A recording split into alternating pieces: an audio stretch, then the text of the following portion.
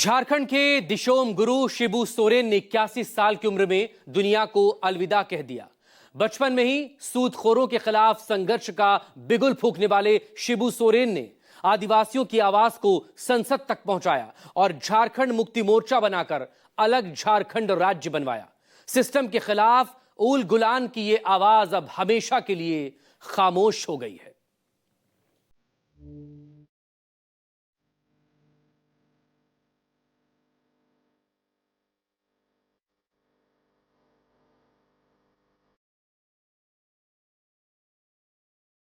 जमीन किसी भी कीमत पर सरकार के हाथ में नहीं जाने दिया जाएगा।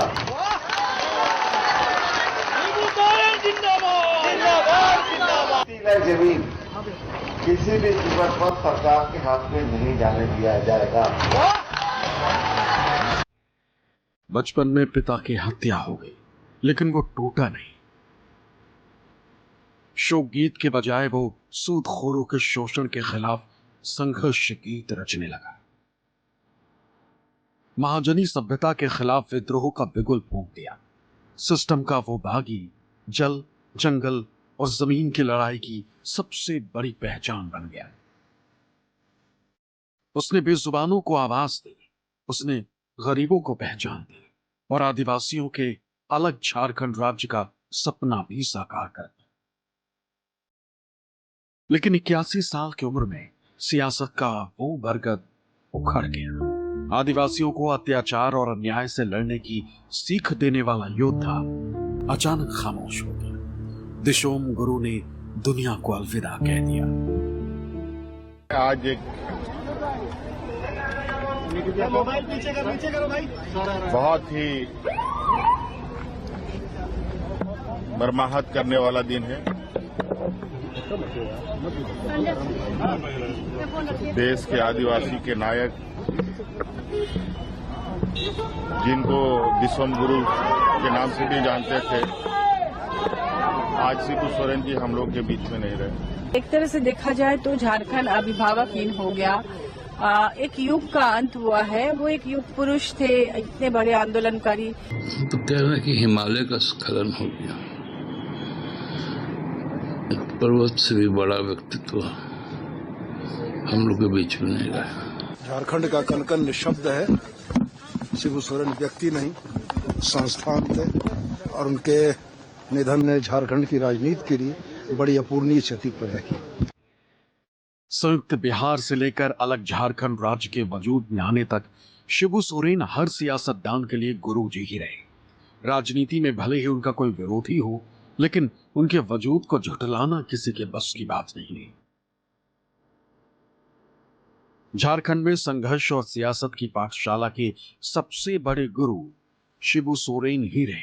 दुनिया से जाने के बाद भी वो दिशोम गुरु ही कहलाएंगे। जब भी आदिवासियों पर संकट आएगा, सबसे पहले गुरु जी ही याद आएंगे। आदिवासी समाज को मान सम्मान दिलाने का काम गुरु जी ने किया और गुरु जी से के नहीं रहने से मेरी व्यक्तिगत क्षति हुई है। शिबू सोरेन एक राजनेता के साथ साथ समाज सुधारक भी रहे हैं।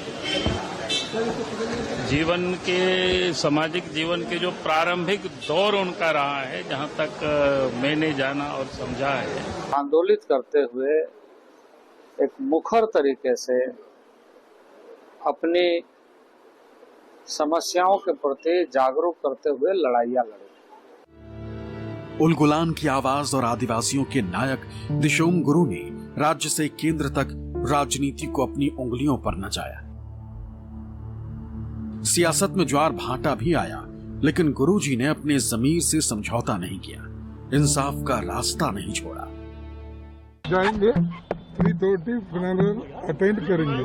बहुत ही मैंने कल्पना जी को मैसेज भी भेजा है और हम सबके लिए बहुत ही दुखद सूचना है और परिवार और परिजनों के प्रति हम सबकी संवेदना और प्रार्थनाएं। शिबू सोरेन जी का जो संघर्ष है, जो उनका त्याग है, उसको कभी भुलाया नहीं जा सकता। वो न केवल आदिवासी लोगों के लिए बल्कि पूरे झारखंड के लिए, और बड़े सुलझे हुए व्यक्ति थे। और ऐसा नहीं था, सबके साथ एकोमोडेट करके चलते थे, सबके साथ सहयोग करके चलते थे। मुझे लगता है बहुत बड़ा नुकसान है उनका जाना, और गरीब गुरबा की जो राजनीति है उसके लिए भी बहुत बड़ी क्षति हुई है। शिबू सोरेन जी आदिवासियों के अवतार पुरुष थे, एक युग है, उनकी आवाज है, उनकी पहचान है।